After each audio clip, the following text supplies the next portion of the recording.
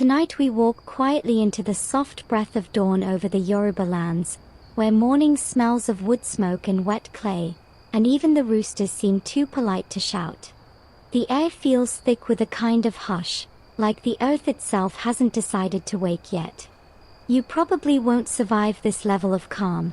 City lungs are not built for silence this deep, but give it a try. So, before you get comfortable, take a moment to like the video and subscribe, but only if you genuinely enjoy what I do here. Now, dim the lights, and let's ease into tonight's journey together. You stand in a small courtyard of reddish earth. Somewhere, a baby coughs. Somewhere else, a goat insists on testing its vocal cords before breakfast. But mostly, it's quiet. The looms sleep under woven palm shelters, long frames resting in shadow, strings loose like resting muscles. A faint breeze flutters through, carrying that first thin light, pale, soft, and already golden where it hits the clay walls. You breathe it in, slow and reluctant, as though you might disturb something sacred. This is the world of Yoruba weavers, people who rise before the sun stretches its arms fully open. Their mornings move to a rhythm older than alarm clocks and caffeine, the rhythm of the loom, of hands that know the difference between cotton freshly combed and thread spun too tight. You rub your palms together. They are dusty, still cold. A few steps away, a woman named Yatund is already unrolling thread from a gourd-shaped bobbin. She hums something under her breath, the kind of tune that's half lullaby, half prayer. The weaving compounds are quiet communities within communities. In some Yoruba towns, Oyo, Isian, Aduakiti, the loom is more than furniture. It's an heirloom, a livelihood, almost a living creature. Historians still argue whether the earliest Yoruba weaving techniques were borrowed from the Nupe or developed independently, but most agree that by the 14th century, Yoruba weavers had already achieved stunning technical mastery. You look at the looms and believe it instantly. Even silent, they radiate discipline. A rooster finally gives up pretending it's shy, and the first burst of orange climbs across the horizon. The thatched roof above you leaks bits of light like spilled honey. You can smell the faint sweetness of fermenting yam mash, someone's breakfast to be. And beyond that, faint and smoky, the scent of indigo dye, acrid and mineral, but somehow comforting, like the memory of rain. You shuffle toward the main loom, careful not to step on the narrow wooden pedals that control tension. It's a portable kind, the kind you see in Oyo markets, a horizontal loom built low to the ground, designed for speed and precision. A man named Adeyemi squats nearby, sharpening a slender stick with the focus of a surgeon. For picking the warp, he mutters, then gives you a slow grin, teeth white against his indigo-stained lips. You watch his hands that have learned to think faster than the mind. The motions are small, repetitive, like tapping a secret code into the air. Adeyemi tells you that his grandfather used to weave for the Alafin himself, royal commissions of Asoafi cloth so intricate they'd shimmer like scales. He laughs and says, "Now the kings wear suits." The words sting a little, though he doesn't mean them bitterly. As the first full light hits the courtyard, everyone seems to shift at once. A chorus of coughs, soft greetings, laughter. Someone splashes water from a calabash bowl to settle the dust. The looms creak, stretch, and start their morning song, the rhythmic clack-clack of shuttle through warp, the hush of thread tightening, the sigh of cloth being born. It's hypnotic, like the ocean or an old ceiling fan that never stops. You feel your pulse syncing with it. Factually, Yoruba weaving is one of the most enduring textile traditions in West Africa, tied not just to economy but to identity. Every motif, sunburst, spiral, zigzag, carries coded meaning, like a language written in thread. Aso-oke, the famous woven cloth of the Yoruba, literally means top cloth, worn for ceremonies, weddings, and rites of passage. Even today, A bride in Lagos might wear a style that her great-great-grandmother would recognize instantly. Continuity disguised as fashion. But there's also the fringe stories, the ones historians whisper about, half unsure, half enchanted. Some claim that certain patterns were once used as secret messages during inter-clan conflicts, or that a few looms were consecrated by priests to ensure fertility for their owners. One 19th century traveler even wrote that he saw a weaver bury a chicken under his loom, so that the cloth would be strong enough to resist curses. You glance at the ground. No feathers in sight. Good sign. The sky brightens from gold to that piercing African blue that seems to hum in your bones. You stretch your arms and yawn, earning a chuckle from Yitund. You see, she says, not pausing her shuttle, the morning is for the body. The loom will wait, but the day will not. She's right, of course. Morning routines here are less about productivity and more about attunement, matching your rhythm to the pulse of the land. You dip your fingers into the water bowl she gestures toward. It's cool, almost icy, drawn from a clay pot that's been sitting all night. You wipe your face and feel instantly awake, as though someone has switched your blood to sunlight. There's no rush, no scrolling through notifications, just the simple alignment of breath, body, and craft. By now, the looms are in full conversation. Wooden pedals click, shuttles swoosh, thread squeaks faintly against thread. You start to notice patterns, each weaver's tempo slightly different, like a choir where everyone sings their own harmony. And amid it all, laughter bubbles up now and then. Someone tells a joke about a goat who tried to eat dyed cloth and ended up purple for a week. The laughter rolls through the courtyard, easy and contagious. You smile without meaning to. You glance at your hands again. Maybe you'll never weave like them, but the rhythm has already claimed you. The morning belongs to the looms, to the weavers, to the quiet perfection of people who turn thread into memory. And as the light fully settles, golden and wide, you feel the peace of it settle too, inside your chest, where the noise of your usual life finally shuts up. The air still holds that shy chill of early morning as you step away from the loom and follow the narrow footpath that snakes toward the stream. Your bare feet press into the damp red earth, and the soil feels cool, like it's exhaling. Dew clings to low blades of grass, small silver beads that scatter light as you move. Every few steps, you hear the click of a distant loom, still calling from the compound, a heartbeat fading into the distance. The water path hums softly beneath your soles. You carry a calabash bowl, empty for now but already heavy with purpose. The weaver's day doesn't begin without this walk. You can't weave with unwashed hands, and you certainly can't dye cloth without the blessing of clean water. In Yoruba tradition, morning water is the oldest friend of craft. It wakes the fingers, soothes the spirit, and rinses off the dreams you no longer need. You catch yourself smiling, realizing that your city shower never once felt this ceremonial. The path winds between low shrubs and tall cassava plants. Overhead, birds make small, decisive sounds, one note each, like they're testing microphones. Somewhere nearby, a child sings the refrain of a work song, slightly off-key, maybe on purpose. It's hard not to sway a little to it. You're not in a hurry, no one here ever is before the sun gets too high. Ahead, the stream appears, quiet and shining like a ribbon of glass. Mist curls from it lazily, rising in ghostly folds that melt in sunlight. A few women are already there, crouched on smooth stones, their wrappers hitched up, arms glistening as they scoop, rinse, and scrub. They greet you with easy nods. You squat beside them, dip your calabash, and the water ripples, catching 1,000 tiny suns. The first splash over your skin shocks you awake. Cold, pure, metallic on your tongue when you sip it. You can't help but grin. This isn't bottled convenience, it's elemental conversation. One of the women, An elder with a wrapper faded to the color of smoke, eyes you knowingly. First water, first peace, she says. Her voice creaks like bamboo in wind. Wash slow, so it stays.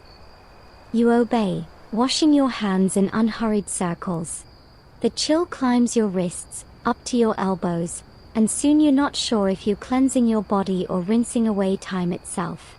The rhythm of washing, of water against stone, joins the rhythm of weaving, the two halves of one patient song. Historians still argue whether Yoruba dyeing and weaving rituals began as separate trades or one inseparable art, but every drop here insists they've always belonged together. You glance upstream, where a younger weaver balances her baby on her hip while filling a pot.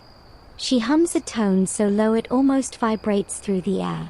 The melody, she explains, keeps the river's spirit content. You nod politely, though you can't help raising an eyebrow. She laughs, catching the look. You think river does not listen? Try washing when you are angry, it will splash back. You make a mental note not to test that theory. Water gathers stories here. They say that once, long before pipes and plumbing, a weaver named Aramide could predict whether her cloth would sell by how clear the water looked at dawn. On foggy mornings she stayed home, weaving only small bands meant for children, because big cloths cannot breathe in dull water. A fringe superstition maybe, but she died wealthy enough that people still whisper her name when the stream runs too quiet. You rinse your face again, savoring the sting of cold. The stream's surface reflects back your image, a bit distorted, eyes half-lidded from the peace. Behind you, the elder starts talking about her youth, about when the forest stretched farther than any eye could see, and the looms sat right by the trees so the weavers could listen to their rustling and borrow patience from them. Now, she sighs, too many engines, not enough birds. You nod. Even tranquility, it seems, carries nostalgia. You watch as she dips a length of raw cotton into the stream and wrings it dry. The fibers glisten like fresh snow, and she spreads them out on a flat rock to warm. The loom must never wake before its weaver, she murmurs. If it does, it will weave its own story. You can't tell if she's teasing or reciting an old proverb. Probably both. Yoruba sayings love to hide wisdom inside a smirk. You fill your bowl one last time, careful not to stir up mud from the bottom. The water's weight feels balanced in your hands. The sun has lifted higher now, gilding everything, the women's faces, the tree roots, even the ripples on the stream, with that warm, forgiving light that only lasts a few minutes. Somewhere across the water, a rooster decides to crow again, as if claiming victory for surviving morning. You roll your eyes affectionately. Apparently, he didn't get the memo about serenity. The walk back feels lighter. Each step seems to hum, the path familiar but newly alive. You pass a small shrine tucked under a twisted fig tree, two smooth stones daubed with chalk, offerings for Ocean, the Orisha of fresh water and fertility. Someone has left a small bundle of cloth there, neatly folded. The air around it feels cooler. Whether you believe in spirits or not, you slow your pace, give a little nod, just in case. A pair of weavers coming from the opposite direction greet you, their laughter spilling through the air like beads rolling on wood.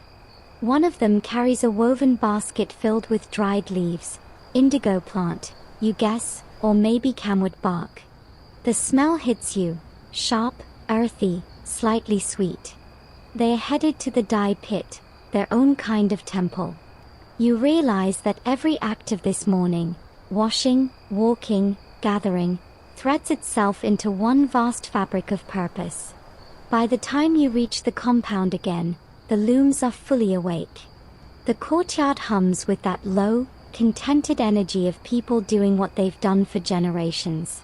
You pour a little water on your hands, sprinkle a few drops onto the earth. It's not superstition now, just gratitude. The ground drinks it in instantly. You sit back on a low stool, and for a moment, you just breathe. The air tastes faintly metallic from the water and dusty from the clay, an oddly satisfying mix. The weavers glance your way, amused that you've come back quiet, reverent. Yitund grins, motioning toward your bowl. Good water, she asks. Perfect, you reply, voice soft. Didn't splash back once. She laughs, shaking her head. Then you've learned something. And maybe you have. That peace isn't the absence of noise, it's the slow unraveling of hurry, one step, one ripple, one clean hand at a time. Back in the courtyard, the air smells richer now, like sun on clay and faintly burnt palm oil from someone's breakfast. The looms hum a little louder, but not frantically. This is still the gentle half of the day.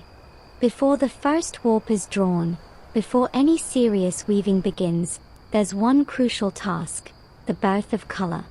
You crouch near Yitund as she arranges small bowls and gourds on a flat stone slab. Around her lie piles of dried leaves, bark shavings, and odd lumps of earthy pigment that look suspiciously like they were stolen from a geology museum. This, she says, tapping one dark clump, is elu, camwood. Good for red. This one, indigo. This one, ground snail shell, makes color stay. She glances up at you, eyebrows raised, as though daring you to be impressed. You are. She works with the calm authority of someone who has spent decades convincing plants to share their secrets. You watch her crush camwood against the slab with a small rounded stone, slow circles, rhythmic and meditative. The red dust blooms across the surface like smoke. She mixes it with a splash of water from your calabash, and it becomes paste, thick, brilliant, alive. You lean closer, the smell earthy and sweet, with a faint metallic undertone that reminds you of old coins and rain-soaked iron. It's strangely comforting, like breathing in history itself. Yoruba weavers have been grinding pigments like this for centuries. Some scholars trace their dyeing pits back to at least the 11th century. Others argue for even earlier, pointing to textile fragments found near Ilife, the spiritual heart of the Yoruba world. Historians still argue whether those cloths were woven locally or traded through early Saharan routes, but the consensus is that the colors, the deep, patient hues, are unmistakably Yoruba. Yitund lifts her hands, now stained crimson, and wipes sweat from her forehead, leaving faint streaks like war paint.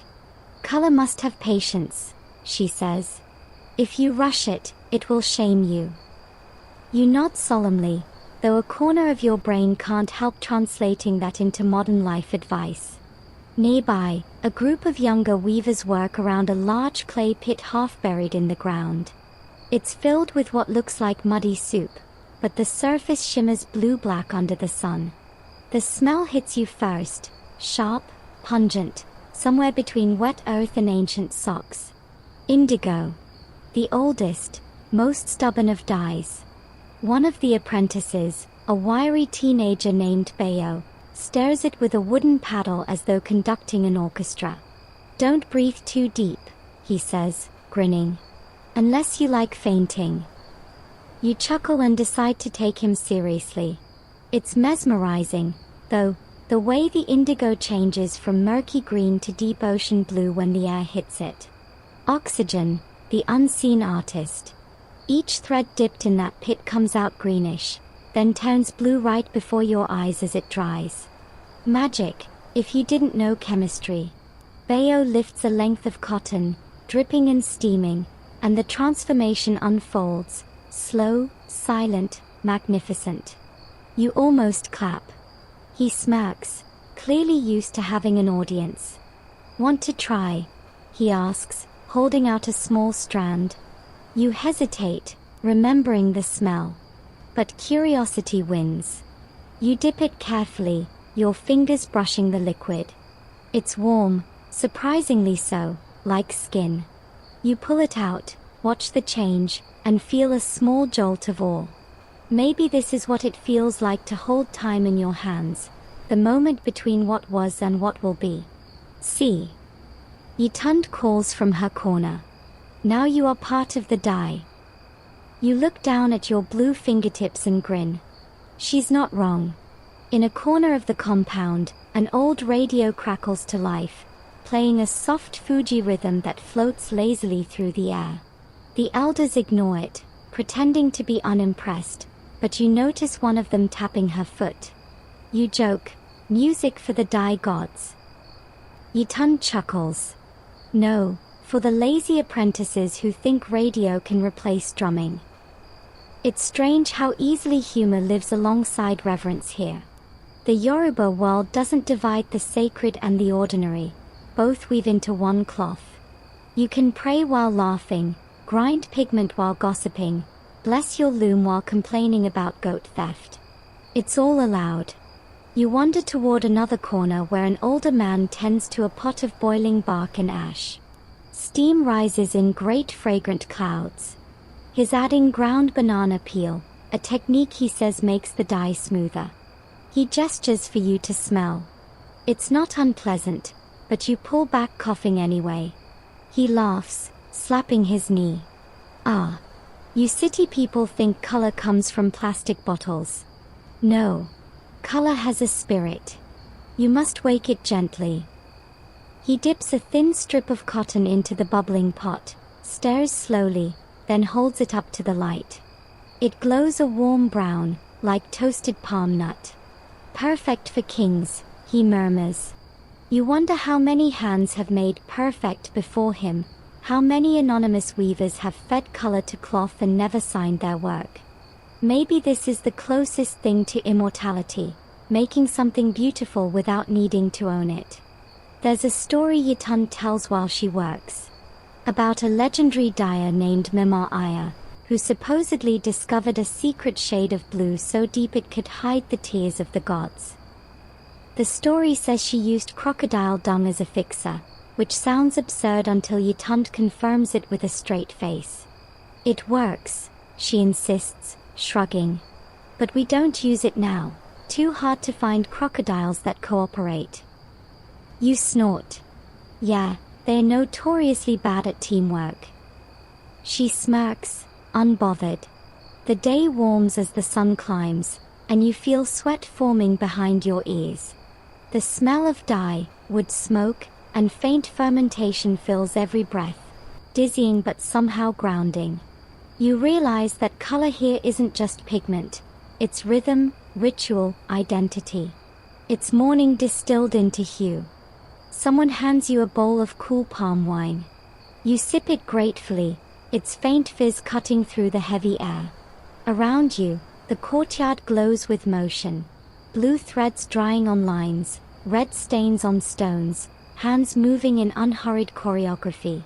You think of your own mornings back home, emails, coffee, traffic. This one feels older, wiser. It asks nothing except attention. The colors begin to deepen as they dry. The reds richen into rust, the blues darken to night sky, and the faint brown glimmers like sunlit bark. Every shade tells a story, of the land, of the hands, of the patience. And as the weavers laugh and the looms start calling again, you realize that peace isn't always quiet. Sometimes it's the steady hum of work, the slow grinding of pigment, and the soft satisfaction of knowing you're turning earth into art. The courtyard hums like a heartbeat now. Morning has shed its gentleness, stretching into the bright industrious part of the day. The sun sits higher, generous but not yet harsh, and the air smells of fresh cotton and faint indigo. You roll your shoulders, feeling the weight of contentment that comes from simply existing in sync with something older than you. Around you, the weavers are settling into their rhythm, thread, pedal, shuttle, breath. Yitund motions for you to join her near the long wooden loom she guards like a trusted friend. Sit, she says, patting the ground beside her. But do not touch anything unless it asks you to. You grin at the odd warning, though you take it seriously. The loom looks alive, wood polished by decades of palms, ropes taut, threads stretched so fine they hum softly when the wind moves through them. She begins by checking tension, plucking a few threads like a musician tuning strings. Each gives a different note, a whispery tone that somehow feels satisfying in your chest. If it sounds dull, she says, it means the thread is tired. You ask how thread gets tired, and she shrugs. The same way people do. Too much sun, too little rest. Fair enough. The warp threads stretch out before you like rays of light, each anchored to a small wooden peg. She threads her shuttle, a slim wooden piece shaped like a small boat, with dyed yarn. The motion is hypnotic. Push, pull, pedal, release. A quick clack echoes with each pass. The cloth slowly grows, line by patient line. This is aso-ofi weaving, the heart of Yoruba textile tradition. Unlike wide looms found elsewhere, these looms create narrow strips, often just a few inches across. Later, those strips are sewn together into larger garments, the famous aso-oke, ceremonial cloth that can shimmer with metallic thread or whisper with muted indigo. You imagine a king in Oyo centuries ago, robed in layers of it, shining like a sunrise made of fabric. Historians still argue whether the tradition of narrow strip weaving originated among men or women first, but here in this courtyard, everyone works side by side. Hands don't care much for gender politics when they're busy making beauty. As Yutund works, others begin setting up their own looms. Wooden frames creak, threads tighten, and soon the compound fills with a syncopated rhythm, clack, hush, clack, sigh. It's not chaotic, it's orchestral. Each loom joins a communal pulse that feels both random and precise, like rainfall hitting different leaves. You notice the social choreography too. The women tease each other, laughing about whose husband snores louder, whose goat keeps eating the laundry. A small boy, maybe 6, runs through with a half-woven strip trailing behind him like a superhero cape. Someone yells at him, half-heartedly, and he giggles before darting away. Every house, Yutund says without looking up, has its noise. The loom only works when people laugh near it. You suspect she's right. There's something alive in the noise, the human mess that balances all this precision. She hands you a shuttle. Try, she says, smirking. Let's see if you have wrist of weaver or wrist of politician. The group erupts in laughter. You take the shuttle, already sweating. She shows you how to press one pedal with your foot, lift the warp slightly, and pass the shuttle through. Seems easy enough, until you try. The shuttle catches halfway, the thread tangles, and somehow you've created a knot that looks like a pigeon's nest. Everyone laughs harder this time, and even you can't help joining in. Ah, Yutund says, grinning, the politician wrist. Too much talk, not enough listening. You bow dramatically in defeat. Joke number 2 arrives from Bayo, the teenage dyer, who passes by holding a bundle of newly colored thread. Don't worry, he says, even the gods had to practice before weaving the sky. You smile. Humor here is currency, spent freely, earned daily. As you watch Yutund effortlessly undo your mess, you realize how much skill lies beneath her calm.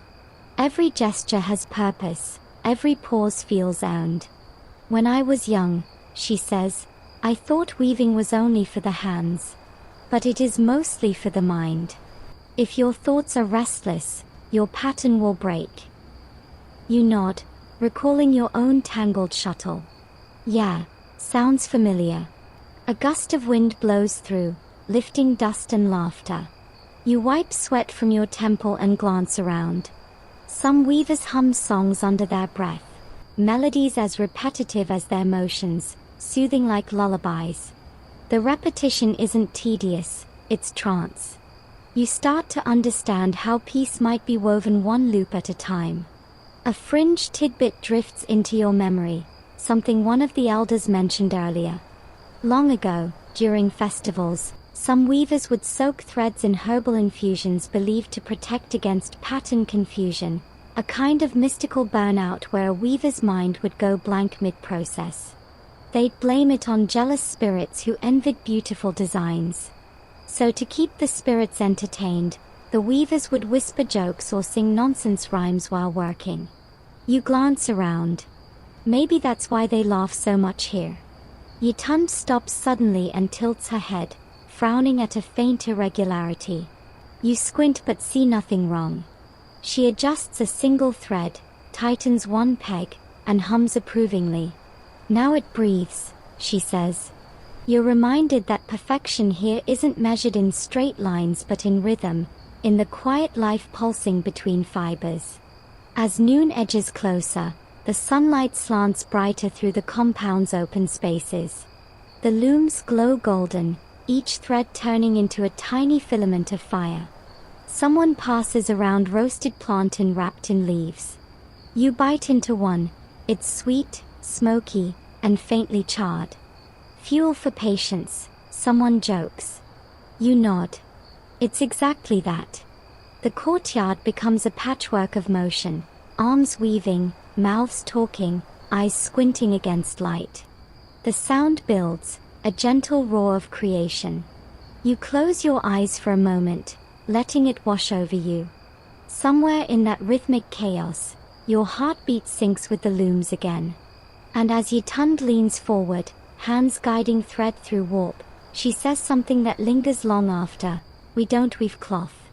We weave mourning into memory. The words hang there, soft and true.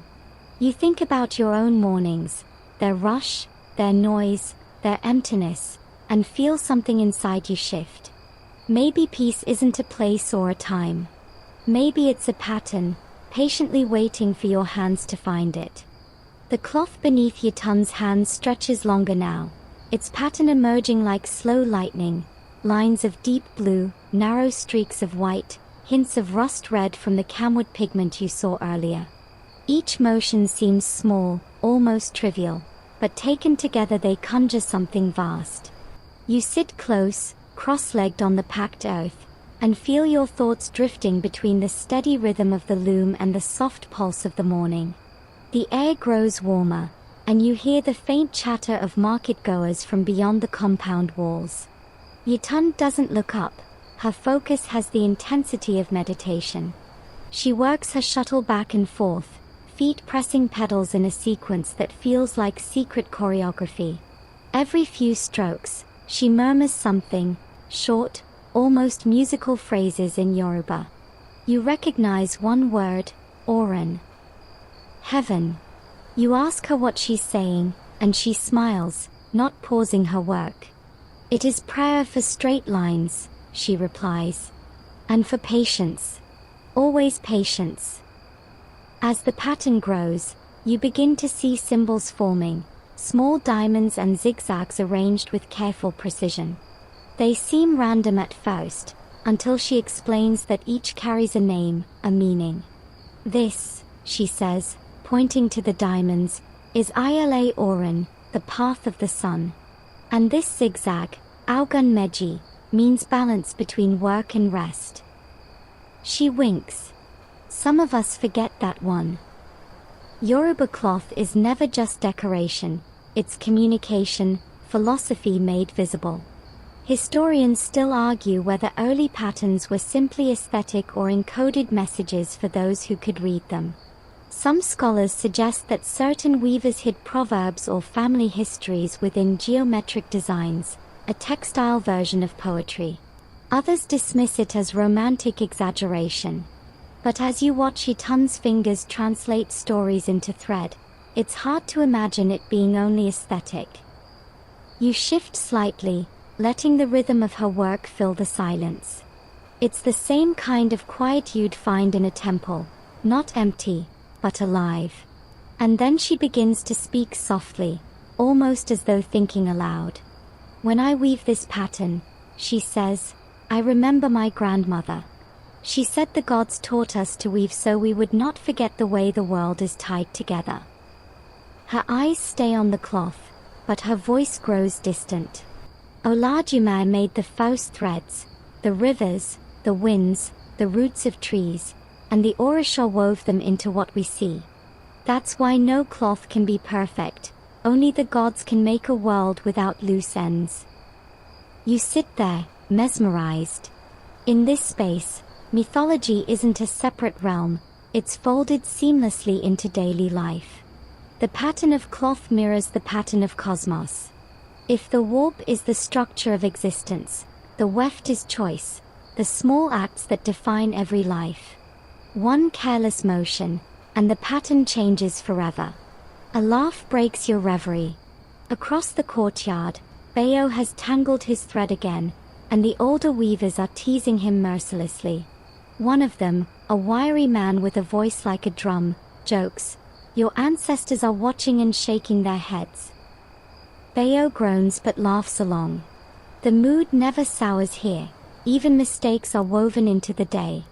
You think of modern jobs, emails, deadlines, the quiet hum of fluorescent lights, and wonder when work stopped being sacred.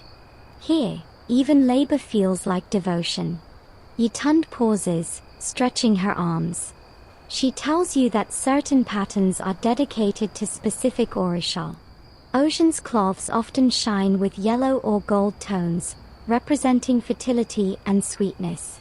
Augun's designs feature bold, angular motifs, symbols of strength and iron.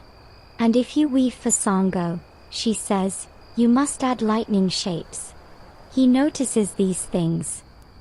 There's even an old belief that wearing the wrong pattern on a holy day could bring minor chaos, like misplacing your shuttle all morning or discovering your thread breaking no matter how gently you pull.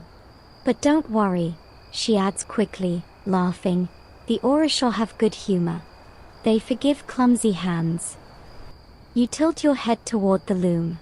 So this one, who is it for? She grins. This is for Obatala. White and calm. 4 clear minds and clean mornings. You watch the pale stripes emerge between the darker hues. They seem to breathe, to glow faintly in the sunlight. The rhythm of her weaving slows, becomes deliberate. You almost feel your own breathing fall in time with hers. The courtyard feels timeless now, like a place where history loops instead of passing. The fringe of the cloth brushes your knee, and you notice tiny flecks of blue dye on your skin. They look like constellations. You wonder what your own pattern might look like if your life could be woven this way, what colors it would carry, which mistakes would form its rhythm. A rooster crows again somewhere nearby, hopelessly behind schedule. Someone groans. That bird has no sense of time. Laughter ripples through the weavers. You grin. Joke number 1 achieved. Yitund leans closer and whispers conspiratorially, that rooster belongs to my neighbor. It crows for every Orisha separately. A hard worker, like us. You both laugh quietly, trying not to break the rhythm. The day edges toward noon. The air thickens, sunlight turning almost syrupy. Yitund finally ties off the section of cloth, examining it like a doctor checking a pulse. It is good, she declares. The morning is in it. You can see it too, the balance of colors, the quiet intelligence in every line.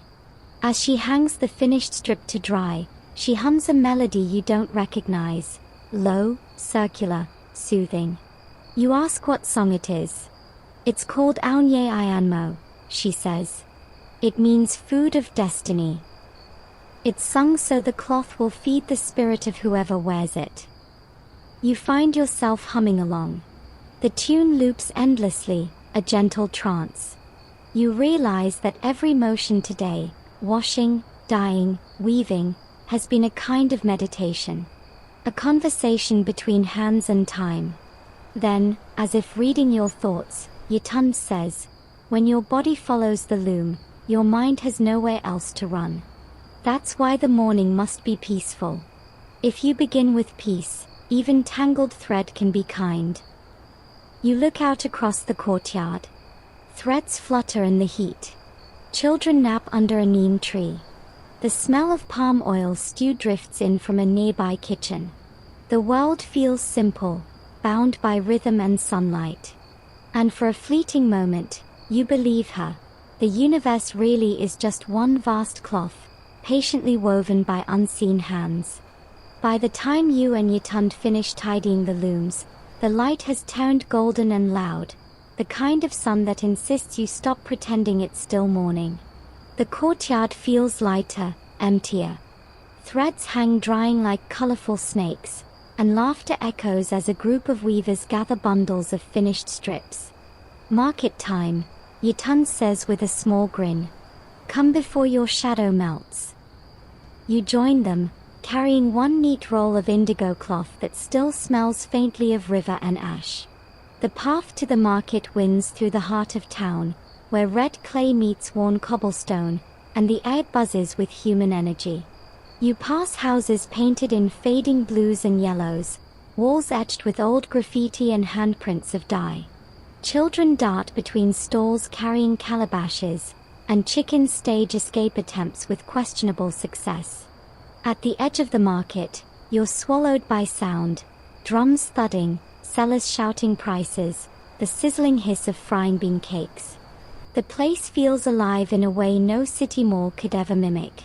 You hold the roll of cloth close, afraid you'll drop it into a pile of yams and cause a barter catastrophe.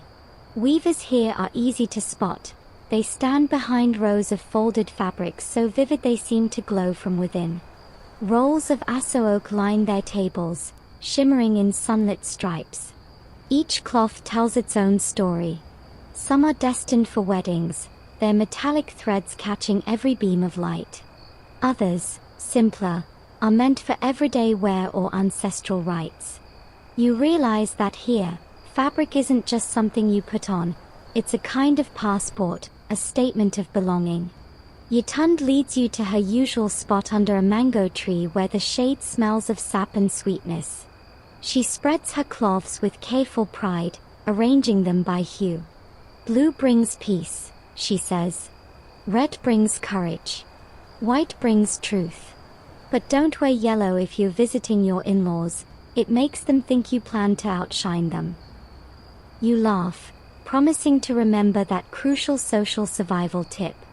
Around you, commerce begins in earnest.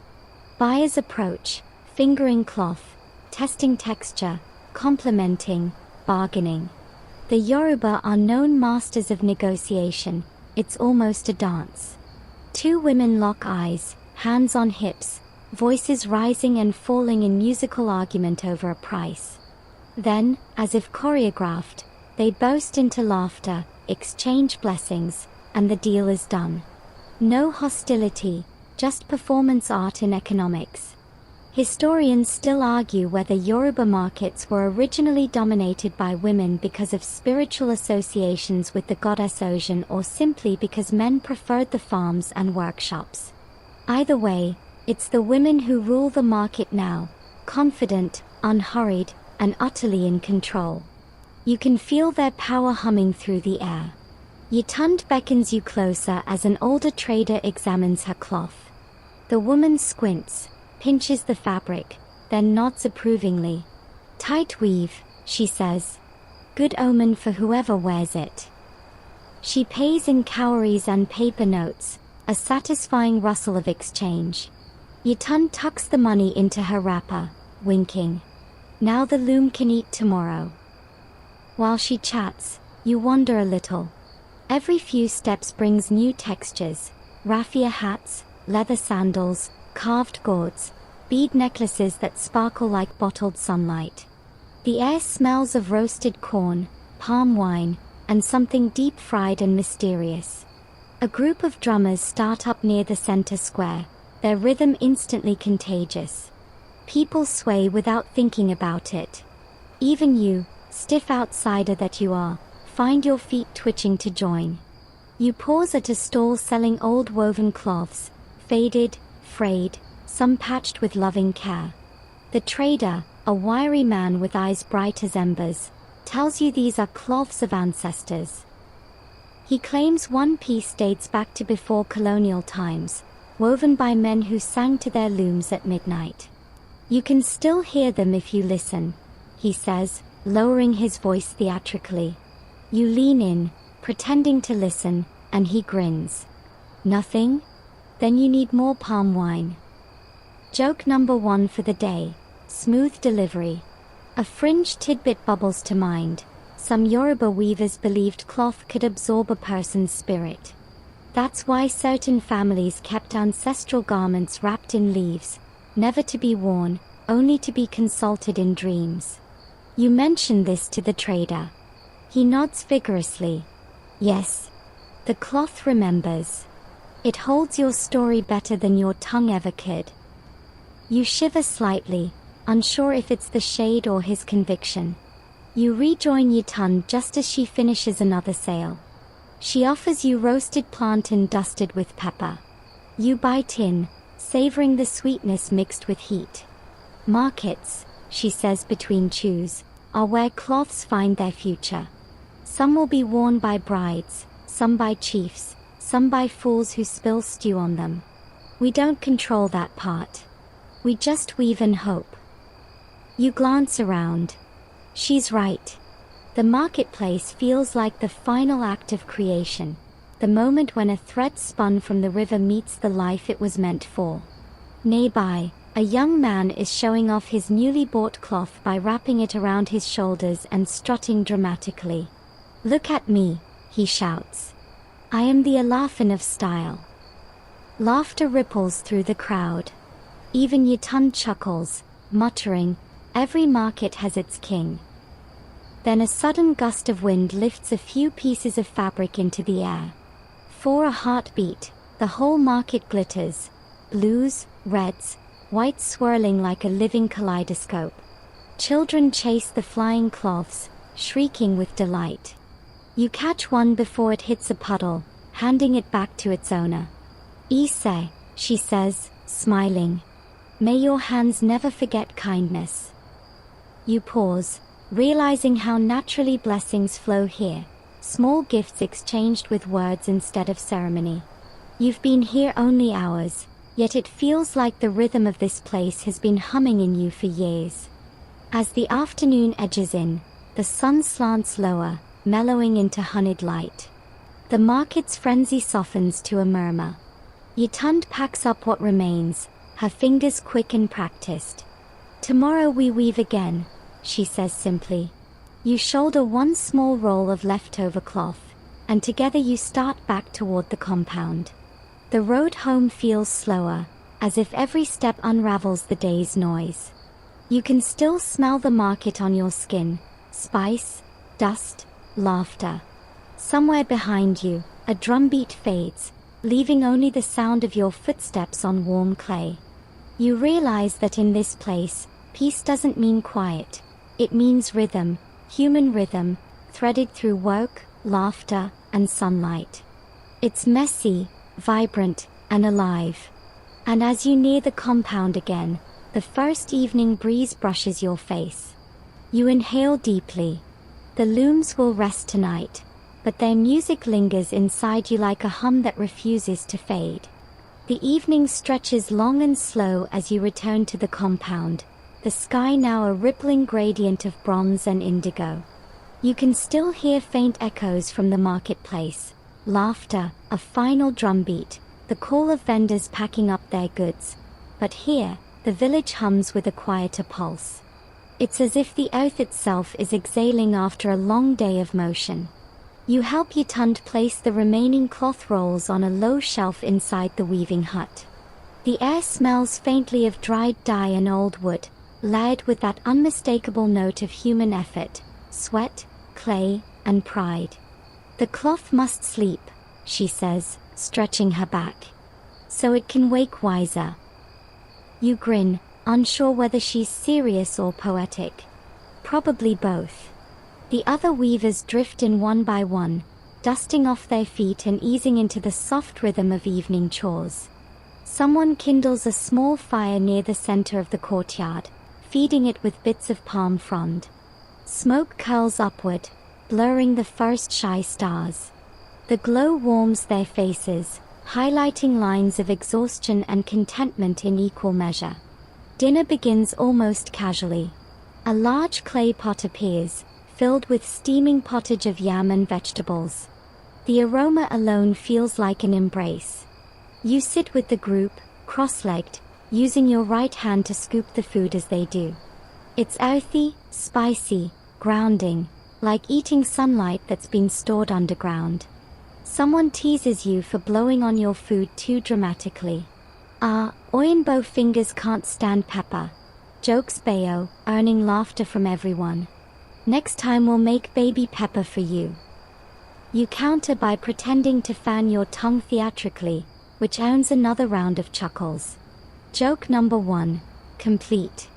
As the meal winds down, talk turns to weaving stories, tales of legendary artisans who could weave entire proverbs into a single strip of aso oak. Yitund mentions one old story about a woman called Arike Age, who supposedly wove a cloth that could make its wearer invisible. Historians still argue whether she was real, she says, eyes twinkling. But I like to think she was. Otherwise, who keeps stealing my good scissors? You laugh, but she leans closer, voice dropping. The old ones said Arike learned her craft from the Orisha themselves. She wove at night under moonlight, and no one dared to interrupt her. When her cloth shimmered, people said it was the stars themselves lending her light. It's such a strange mix of faith and folklore, of practicality laced with mystery. You wonder if maybe every artisan, deep down, believes the best work is guided by something beyond human hands. After dinner, the fire becomes the heart of the courtyard. The weavers sit around it, some mending shuttles or rettying bundles of thread, others simply gazing into the flames. The air cools gently, carrying the scent of the river upstream and the sharp tang of night-blooming flowers. Someone begins a song, low, rhythmic, with verses that rise and fall like waves. It's not for performance, it's for continuity, the kind of song that stitches one day to the next. The others join in, their voices blending into something ancient and full. You close your eyes. The words flow over you like fabric. Koso hun to la dawa lara, nothing can untie us. Then, as if on cue, Yitund begins telling another story, this one about the origin of weaving itself. She claims that long before humans discovered looms, a spider taught them the secret of pattern. That's why we never kill a weaving spider, she says solemnly. They are the ancestors' assistants. You glance upward. Sure enough, there's a fat spider spinning its web near the firelight, each silk line glinting like silver. I suppose that one's the foreman, you whisper, and Yitund snorts into her drink. Joke number 2, executed. The spider seems unbothered by your humor. It spins patiently, its delicate threads catching bits of smoke. Watching it, you realize how close its rhythm is to Yitund's at the loom, the same deliberate tension, the same repetition of gesture. Maybe the old myth isn't so far-fetched. A few younger weavers start dancing softly to the fading song, bare feet scuffing the dust in slow circles. The movements are minimal, half dreamlike, more sway than step. You feel yourself relaxing deeper into the moment. The firelight, the rhythm, the smell of earth, it's a sensory lullaby. You glance toward the sky. Above, the stars are emerging in clusters, some bright enough to cast a faint reflection on the cloths hung to dry. It strikes you how similar they look to woven patterns. Tight clusters, lines intersecting, points connected by invisible threads. Maybe, you think, the sky itself is just another loom, weaving light instead of fiber. Yitund follows your gaze. My grandmother used to say each person has a thread up there, she says softly. When you're born, it's tied to your heart. When you die, it's pulled back into the stars. A silence falls. The fire crackles, throwing up occasional sparks that rise and vanish. Someone yawns deeply, contagious as ever, setting off a wave of sleepy sighs. The long day is finally folding closed. As they begin to retire, the courtyard dims into a gentle hush. Yitund extinguishes the last embers, leaving only faint trails of smoke drifting upward. The smell of cooling ash mixes with distant night sounds, the chirp of crickets, the croak of a frog, the slow breath of the river.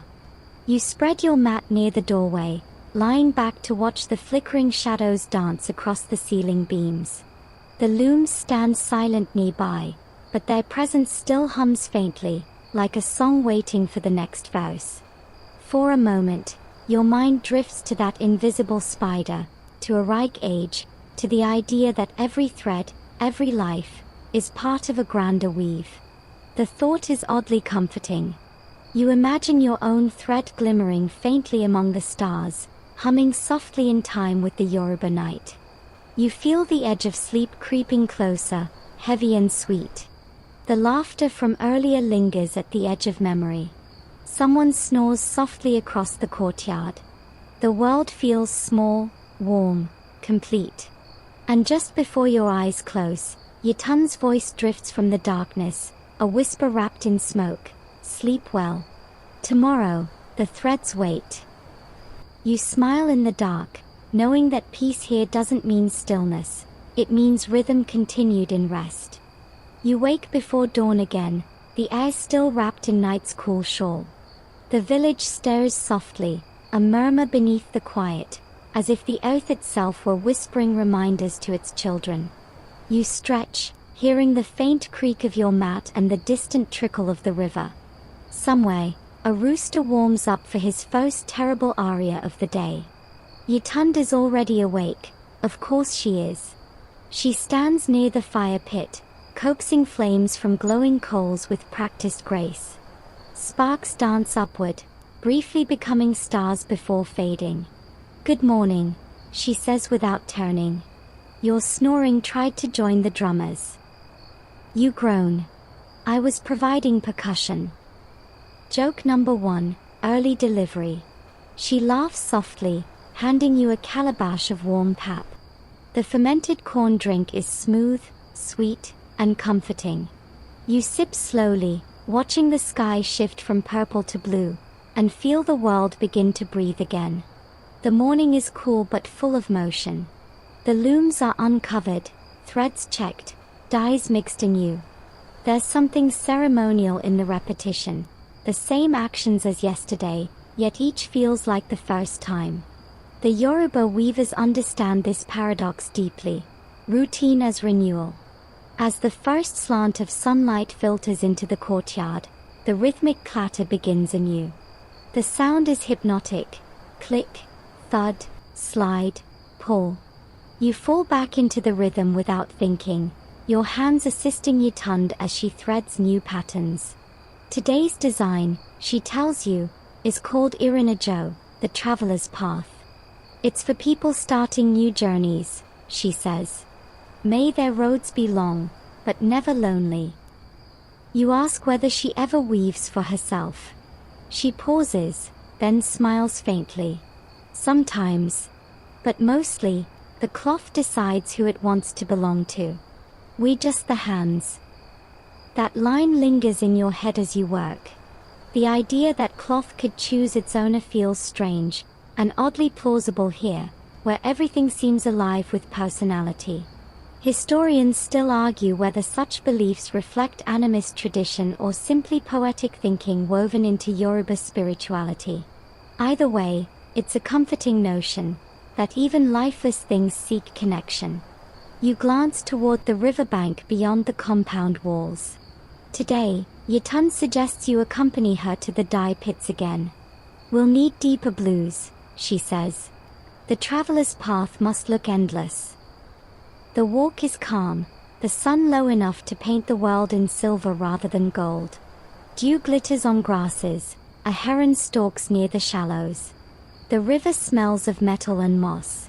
By now, you know the way, down the narrow trail, across the mud, into the cool shadow of the dye pits. This time, Yitund lets you handle one of the vats. "Careful," she warns. "The dye will stain your soul if it gets bored." You hesitate, unsure if she's joking, and she bursts into laughter. Joke number 2, hers. You dip the cloth strip, and once again, It emerges green before darkening to deep blue. No matter how many times you see it, the transformation still feels like small-scale alchemy. She hums softly as she works, and you hum along, though you're offbeat enough to make a nearby frog sound rhythmically superior. When the dyed cloths are laid out to dry, you sit by the riverbank, letting your hands dangle in the cool water. You see that current. Yitan says suddenly.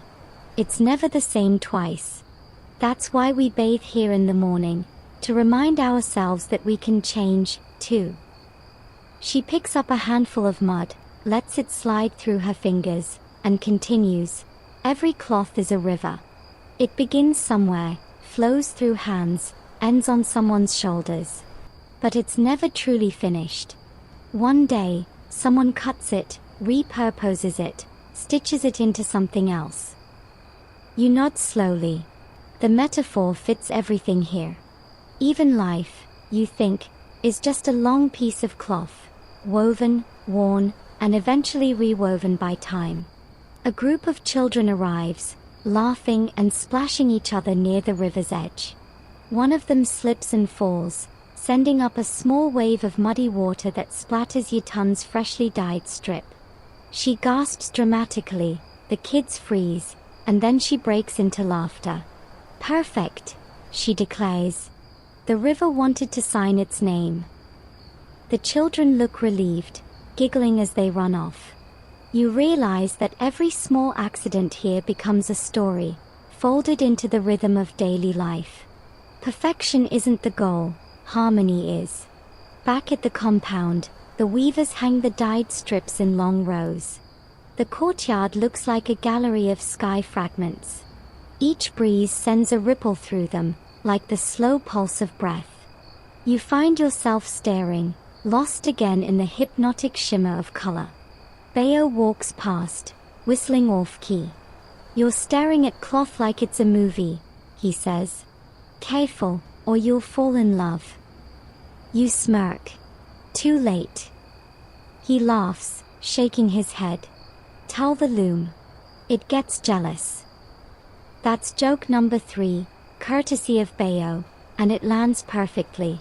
The rest of the morning flows easily. You help sort threads, twist fibers, and sweep the courtyard free of fallen leaves. The weavers chat about everything, who's getting married, whose goats escaped again, which pattern is in fashion this month. You notice that even gossip here sounds melodic. One woman mentions a new design emerging from a nearby town, stripes arranged in sequences said to mimic drum patterns. They call it talking cloth, she says. Historians still argue whether these designs genuinely correspond to Yoruba drumming codes or if it's just a clever coincidence. Either way, you find the concept irresistible, fabric that speaks, silent yet musical. As the sun rises higher, Yitund begins to fold the dry cloth. The colors are deeper now, richer. She holds one piece against the light, and for a moment, it glows like captured sky. Beautiful, you say. She nods. It's not done yet. It still needs prayer. She brings out a small bowl of water and sprinkles it gently over the folded cloth, murmuring a few lines in Yoruba. You recognize one word, alafia, peace.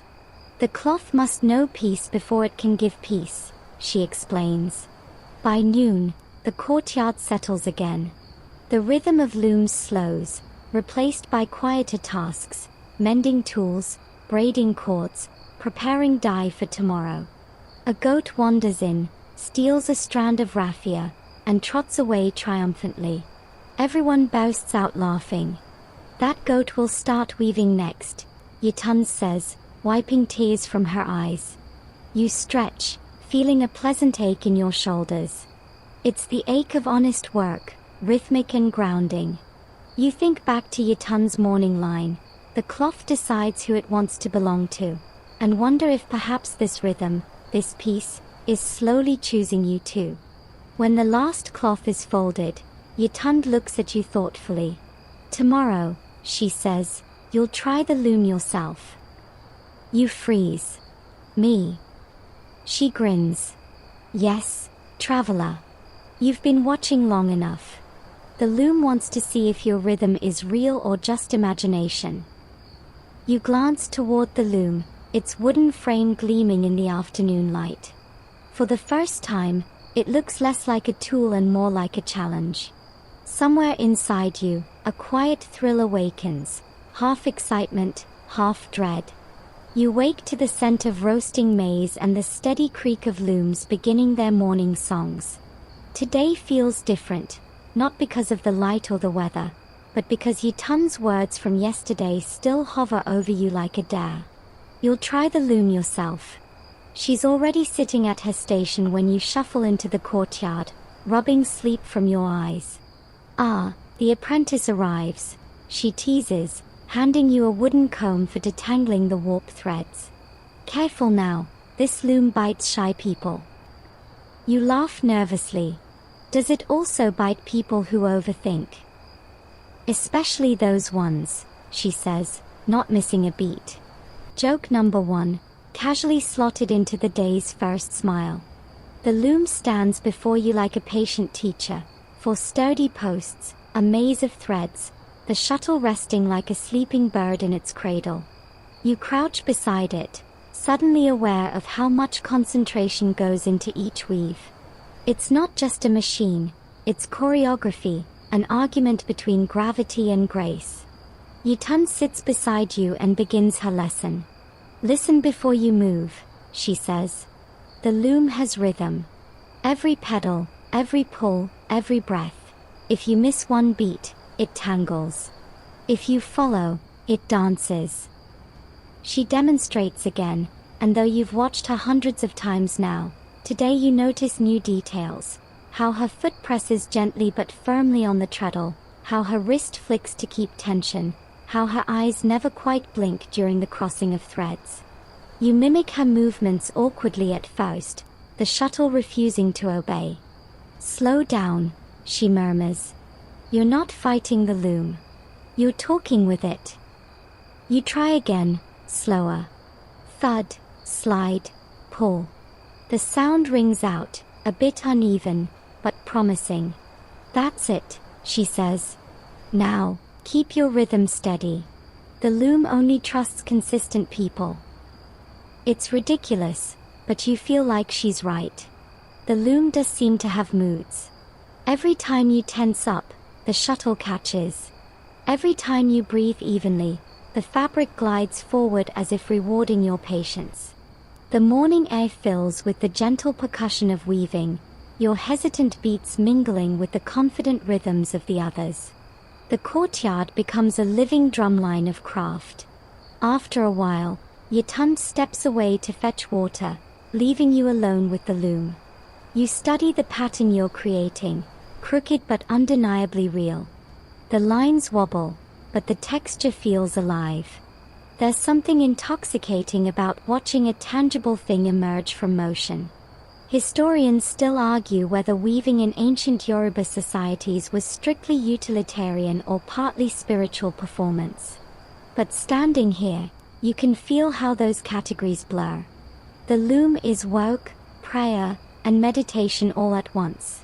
You pause to flex your cramped fingers, glancing around. Bayo is watching, grinning like someone who's seen this show before. First time weave, he asks. You nod. Is it obvious? Only because you look like the cloth owes you money. He laughs, ducking before you can toss a spare shuttle his way.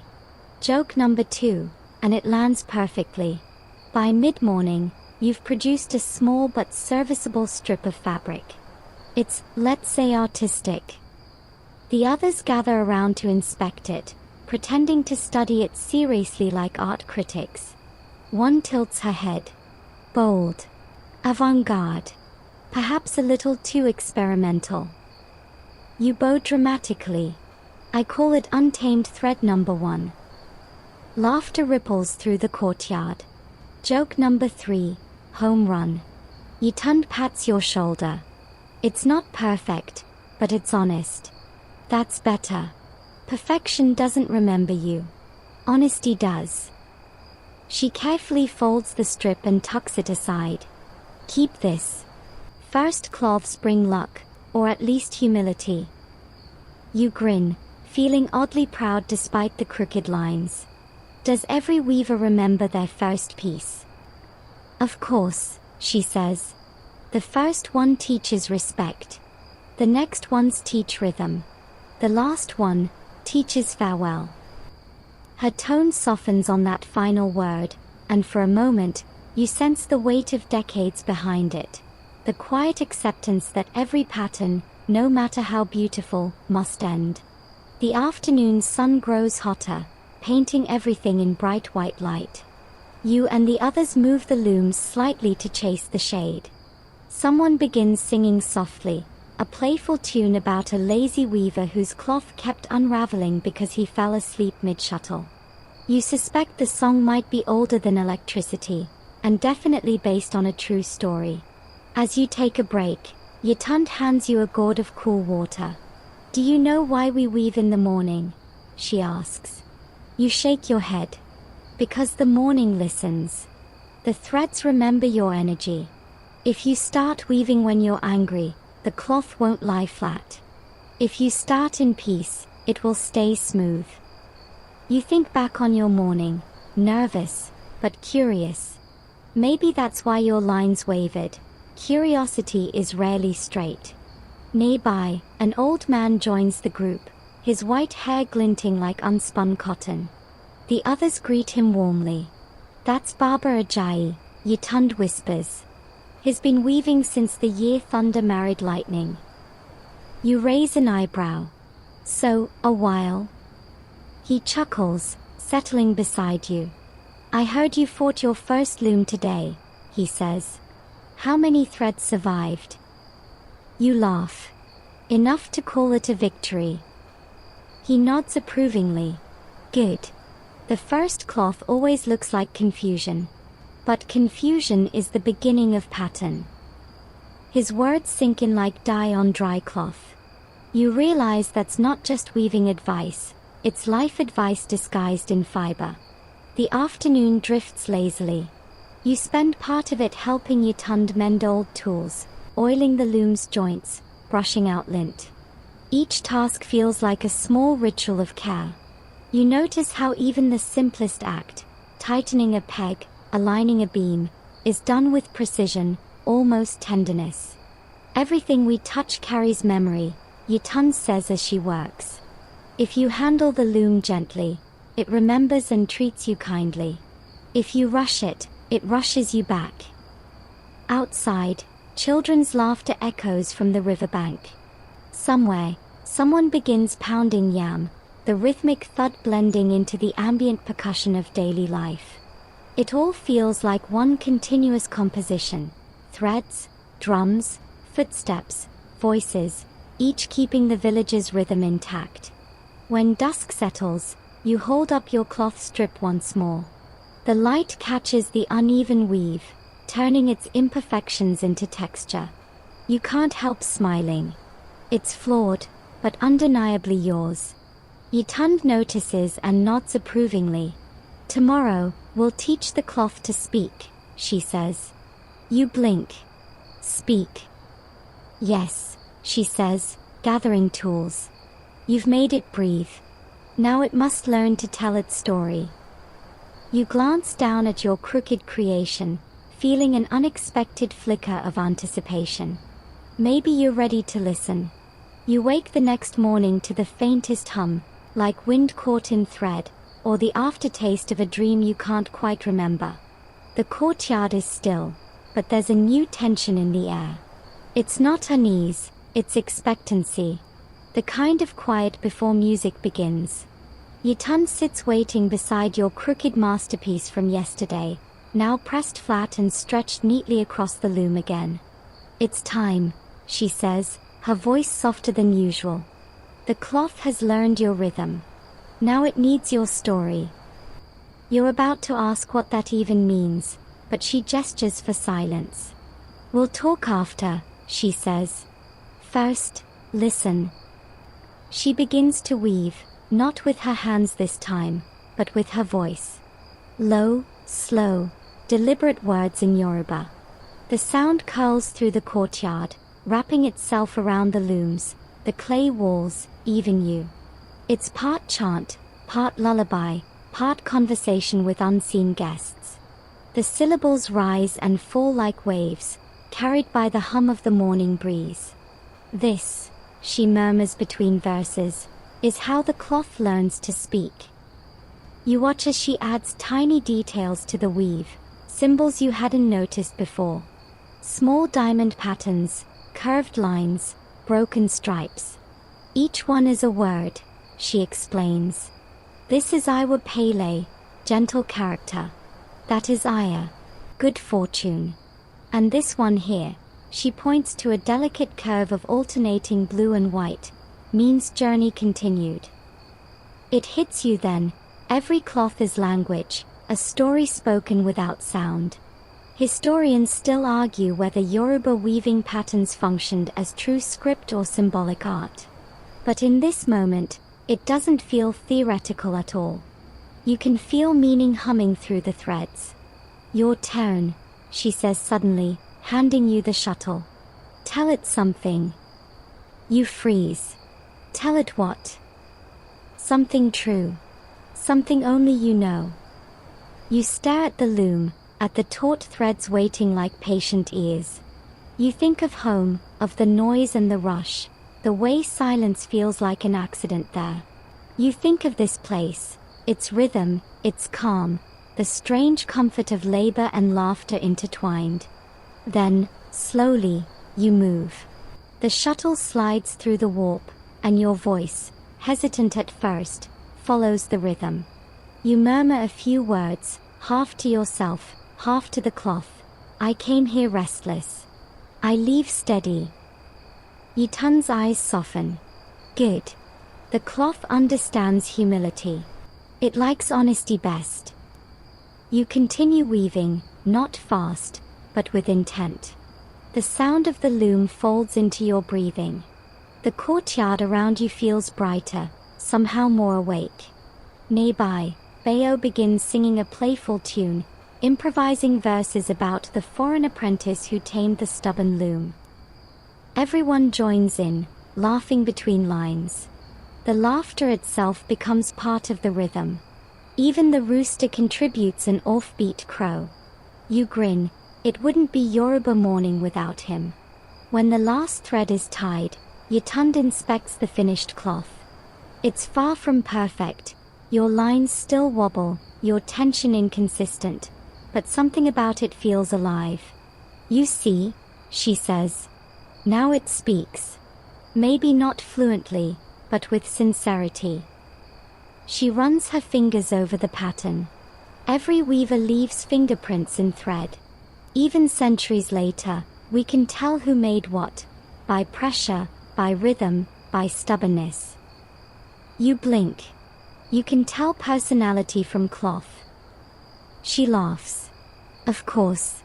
This 1 inch, she holds up your fabric, belongs to someone who overthinks but doesn't give up. You can't argue with that. As the morning stretches, Yitund takes you to a small alcove near the back of the compound. There, hanging from a bamboo pole, are dozens of old fabrics, some faded, some torn, all carefully preserved. These are voices from before, she says. Each cloth is a memory, a prayer, or sometimes a warning. She points to one woven entirely in shades of white and gray. That belonged to a beanie, a weaver who wove during the time of drought.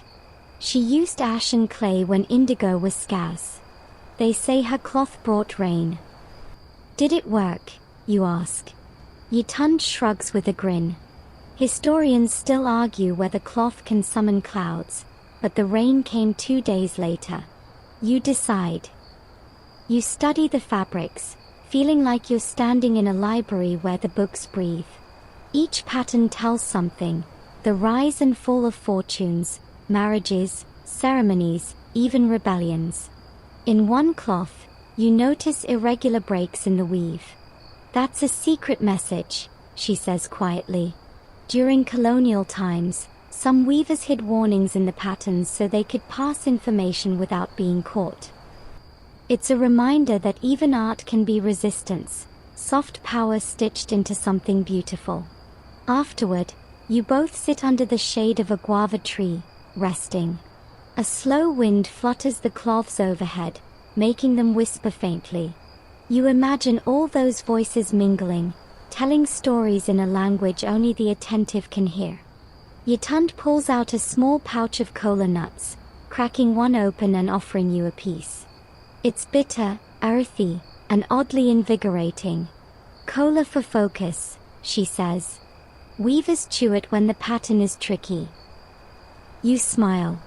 Maybe I should have had this yesterday. Yesterday, you were learning to breathe. Today, you're learning to listen. She looks toward the horizon, where sunlight dances across the river. Weaving is not about thread, it's about time. Every line is a heartbeat. If you rush, you miss the meaning. If you slow too much, you lose the rhythm. It's the kind of statement that sounds simple but sinks deep, settling somewhere below your ribs. You realize that everything here, the rituals, the songs, the laughter, exists to preserve that balance between speed and stillness, between creation and reflection. Later, as the sun begins its downward arc, you help Yatund hang your completed cloth beside the others. The pattern catches the light just so, shimmering faintly as if alive. It belongs here now, she says. A new voice in the choir. For a moment, you swear you hear it hum, so softly you might be imagining it, but the sound feels real, steady, familiar. As evening drifts in, the courtyard fills with that same calm rhythm you've come to recognize. The shuffle of feet, the low murmur of conversation, the distant drum beats carried from another compound. You realize that each day here is a pattern, repeating yet evolving. And today, you've woven yourself into it, even if only with crooked lines.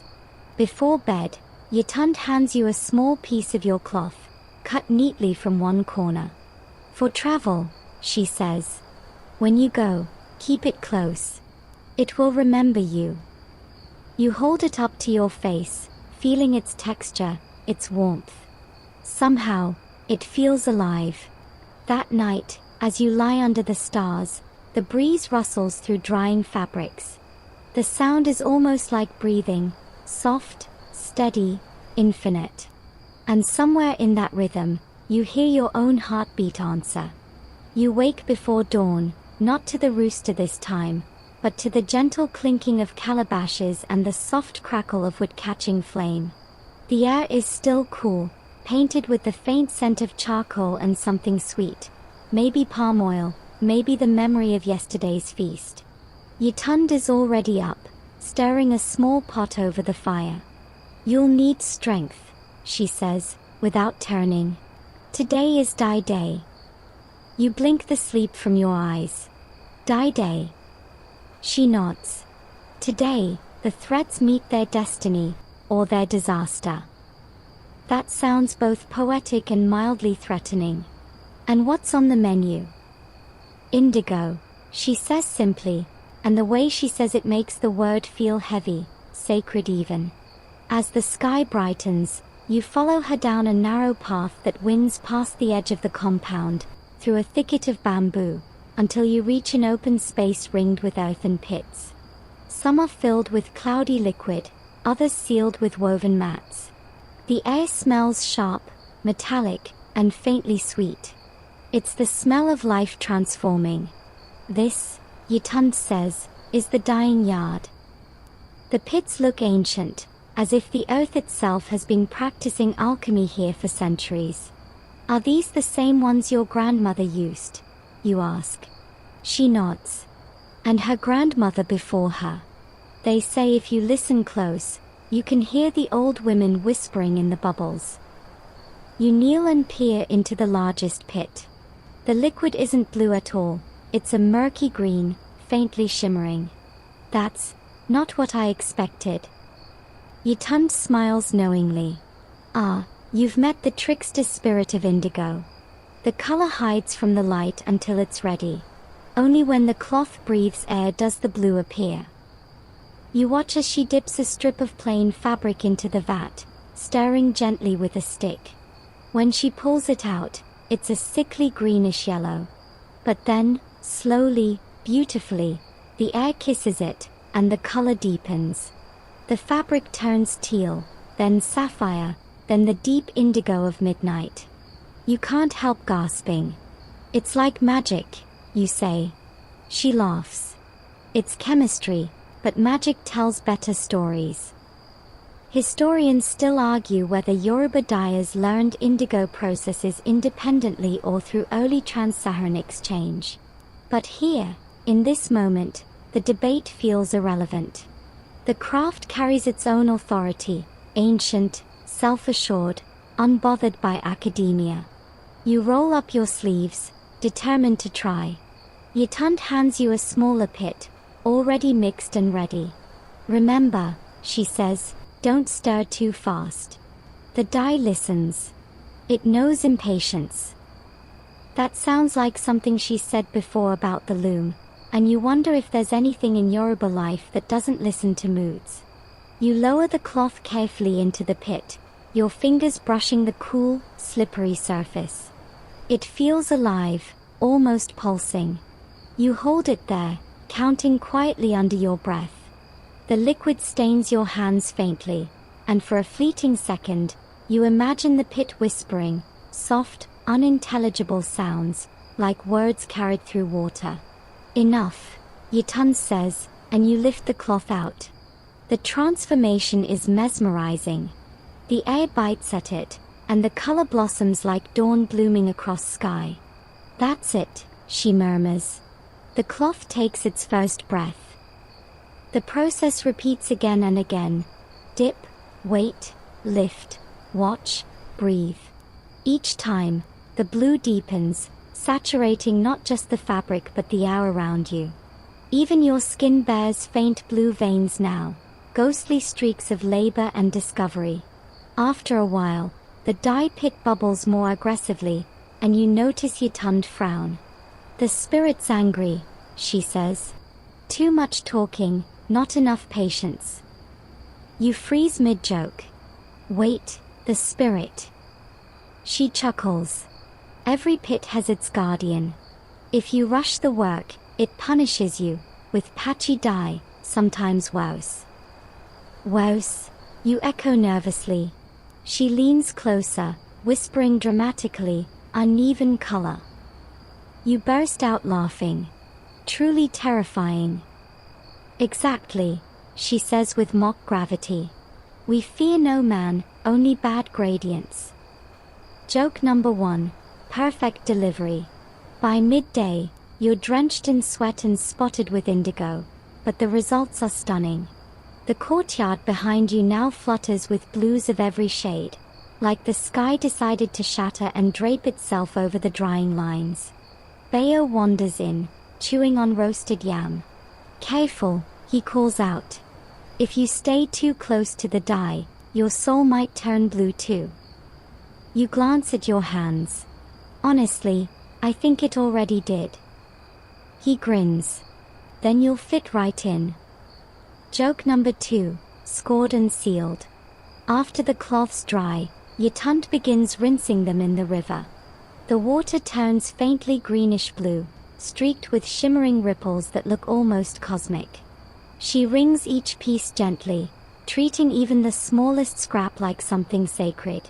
You wade in to help, and the cool water shocks your overheated skin. For a while, neither of you speak. The sound of the river and the distant chatter of children fill the silence perfectly. Do you ever get tired of this? You ask finally. Never, she says. Every dye bath is a conversation. Sometimes it listens. Sometimes it scolds. But it always answers. She points downstream, where the river curves past a small grove. There's a story, she says, about the first indigo woman. They say she learned the secret from a talking frog who lived at the river bottom. You blink. A frog. Yes, she says. The frog told her, "Don't fear what looks dirty, it may hide beauty." And when she followed its advice, she found blue. That's weirdly profound, you admit. Yitund nods. Wisdom rarely comes in elegant packages. Joke number 3, and the laugh lingers long after it fades. When the rinsing is done, she lays the dyed fabrics on smooth rocks to dry. The colors shift subtly as they catch sunlight, some deep as ink, others bright as summer sky. These will become wrappers for the market women, she says. They'll wrap their wares, their children, even their secrets in them. You realize how much these fabrics hold. Labor, story, chemistry, folklore. They are not just cloth. They are the physical memory of mornings like this. As evening settles, Yitund lets you keep one small square for yourself. So you don't forget the color that listened to you, she says. You hold it up. In the dimming light, the indigo seems to glow faintly from within. Maybe it's the firelight reflecting, or maybe the cloth really does remember. You head back toward the compound, tired but peaceful. The looms are silent now, the courtyard quiet except for the chirp of crickets and the distant drumming of a festival somewhere far off.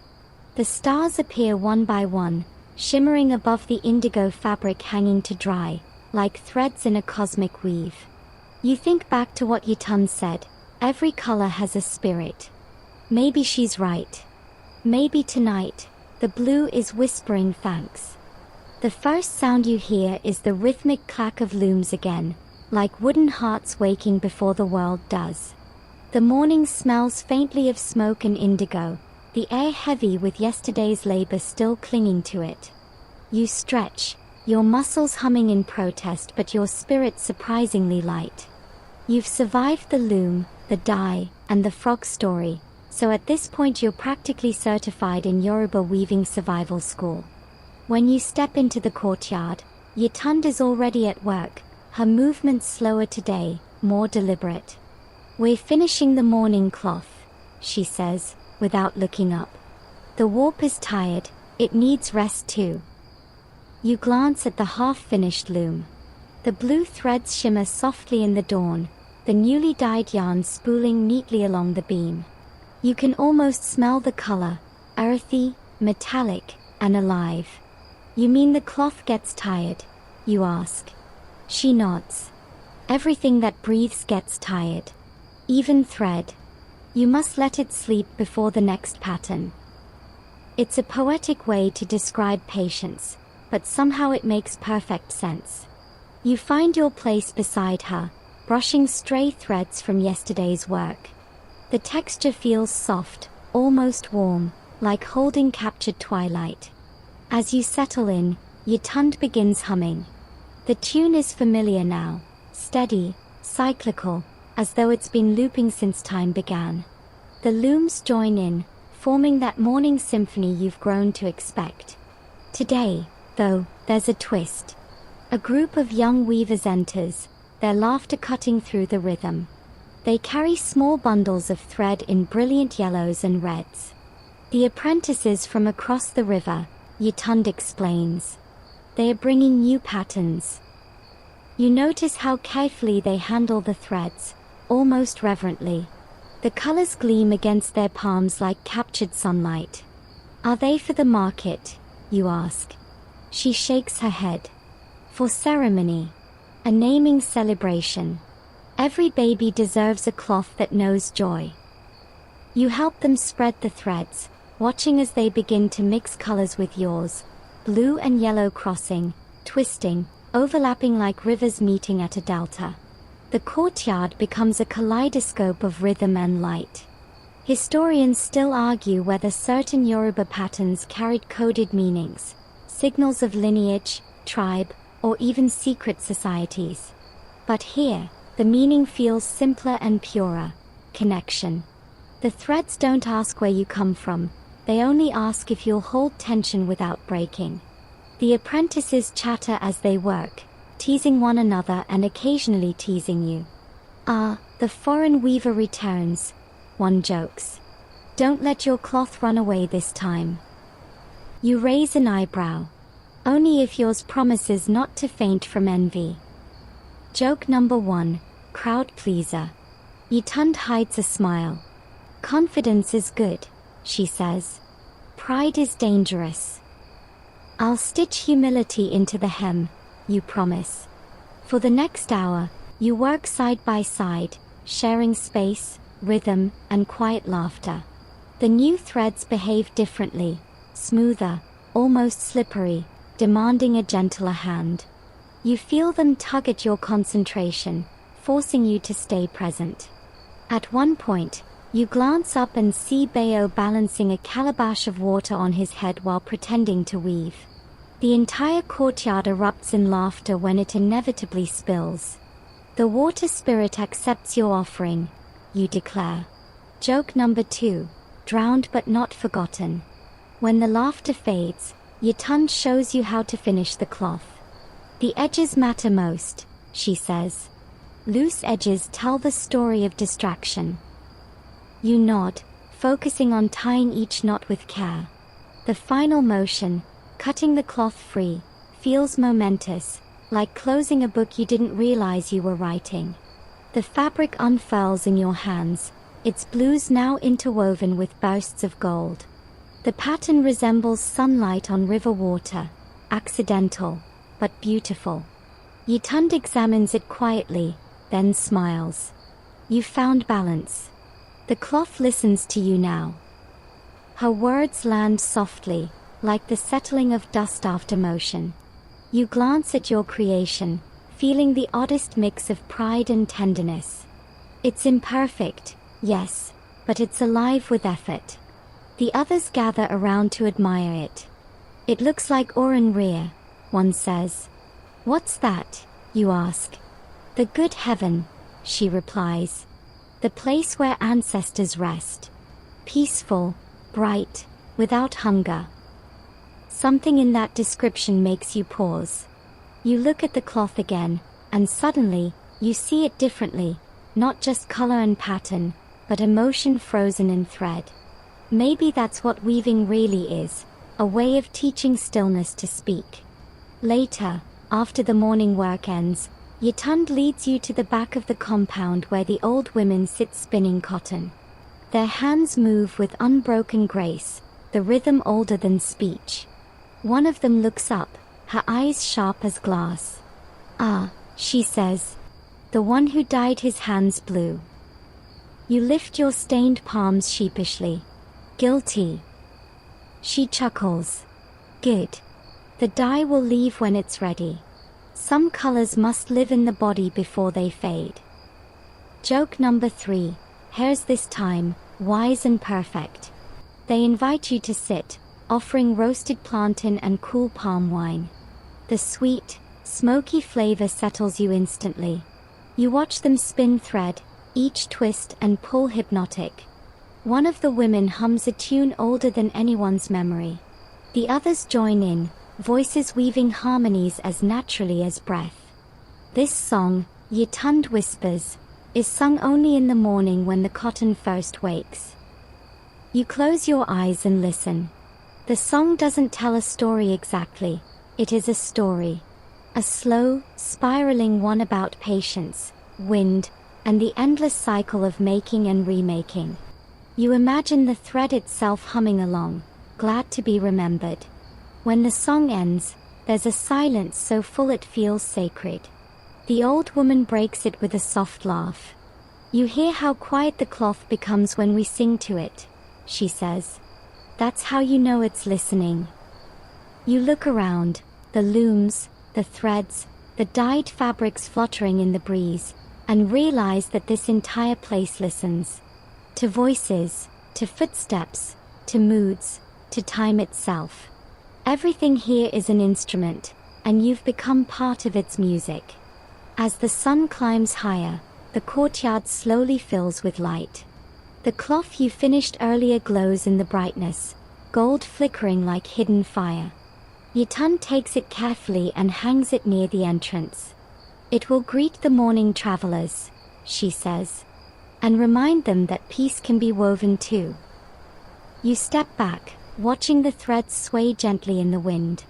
The sound is faint but real, the whisper of yarn against air, the sigh of effort made visible. For the first time since you arrived, you don't feel like an observer anymore. You feel woven in.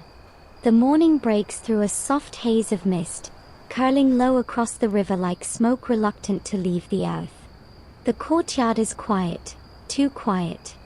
No chatter, no clatter of looms, just the steady drip of dew from palm leaves. You blink, wondering if you've woken too early, but then you see it, everyone gathered at the far end of the compound, near the largest loom. Today is not a work day, it's a ritual day. Yitund beckons you over, motioning for silence. Her head is wrapped in white, her hands bare, and in the center of the courtyard rests a single folded cloth, deep indigo, with faint silver lines glinting where the morning light finds them. We're honoring Aso Aya, she whispers. The spirit of the first cloth. You take your place beside her, trying not to fidget. The others form a circle, holding small offerings, beads, flowers, tiny scraps of thread. A pot of water sits in the middle, reflecting the slow roll of clouds overhead. This is how we begin every new cycle, Yitund explains softly. Before new patterns, we remember the old hands that taught us to weave. She dips her fingers into the pot and sprinkles droplets onto the cloth. The smell of river water mingles with the faint tang of indigo still clinging to it. One by one, the others follow, whispering blessings as they do. You catch fragments, names, prayers, promises. When it's your turn, you hesitate. What do you say to a spirit of cloth?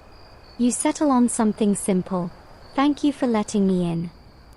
The water darkens slightly, rippling as if in response. You could swear you hear a faint hum, almost like the loom's rhythm, faint and echoing. Good, Yitund says quietly. You spoke from truth. She unwraps the folded fabric, revealing a perfectly woven square with patterns you've never seen before, curving lines, almost like waves breaking against unseen shores. This was my mother's, she says. She wove it on the morning she knew she would not weave again. You feel the air shift. Everyone grows still. The cloth gleams faintly, its blue deepening toward black. She said a weaver's last cloth is never an ending, Yitund continues, only a bridge. The pattern carries her voice forward. It's both beautiful and unsettling. You wonder if your own crooked little cloth might someday hum with your memory too. Historians still argue whether these morning rituals were religious devotion or simply acts of remembrance. But here, surrounded by the smell of wet earth and the shimmer of thread, you know it doesn't matter. Reverence doesn't need categories. After the offerings are done, the older women begin singing, a slow, circular melody that never quite resolves, just folds into itself like a Mobius strip of sound. You can't understand every word, but the emotion is clear. Gratitude, continuity, love. The youngest weaver, a girl barely 10, steps forward shyly with her own tiny loom. She begins to weave a single line of white across an empty warp. The adults nod approvingly. The next voice joins. One says. You catch Yitund's expression. It's somewhere between pride and melancholy. She's learning early, she murmurs. By the time she's grown, this rhythm will be part of her blood. There's a quiet joy in that thought, a heritage not forced, but absorbed through repetition and tenderness. When the song fades, people start to disperse, the mood lighter now. Someone brings food, steaming bean cakes, soft and fragrant. You sit beneath the shade of the guava tree again, tearing one in half. The taste is warm, grounding. You see why we honor mornings like this. Yitund asks. You nod. It's like the day itself exhales. She smiles. Exactly. The cloth rests, and so must we. She gestures toward the drying lines, now hung with yesterday's blues. Each color holds memory. The darker ones belong to rain seasons, the lighter ones to dry months. That's how we read the year. So the fabrics are like calendars, you ask. In a way, she says. Each one marks a time, a feeling. If you looked closely enough, you could trace our whole history through the shades of blue alone. You glance at your small cloth still hanging nearby. Its mix of deep indigo and faint gold seems almost to shimmer differently under the morning sun, as though it too has joined the cycle of memory. The hours drift by lazily.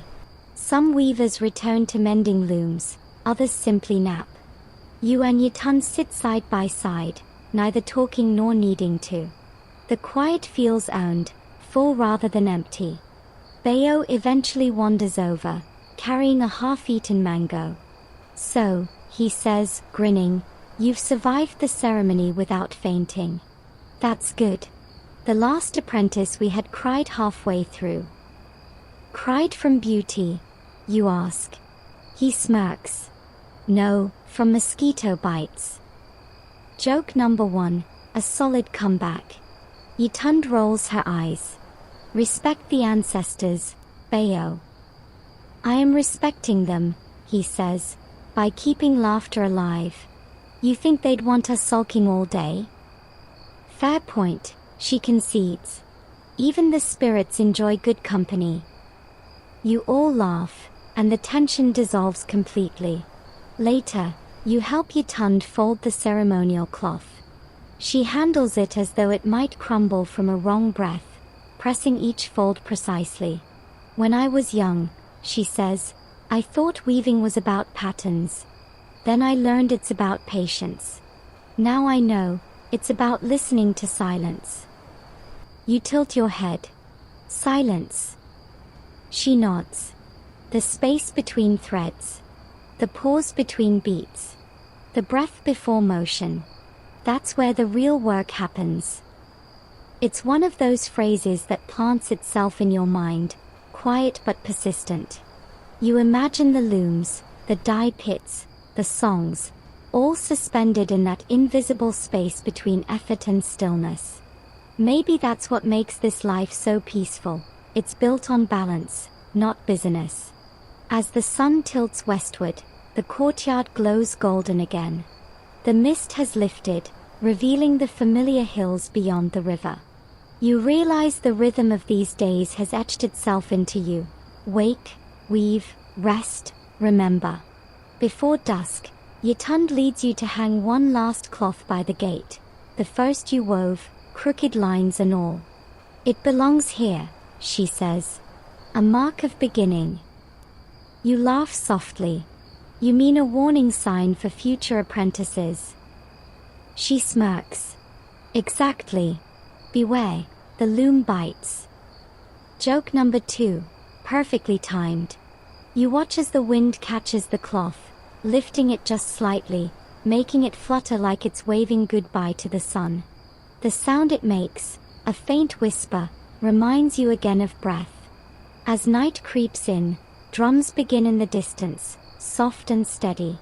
The village feels alive but unhurried, the rhythm patient and sure of itself.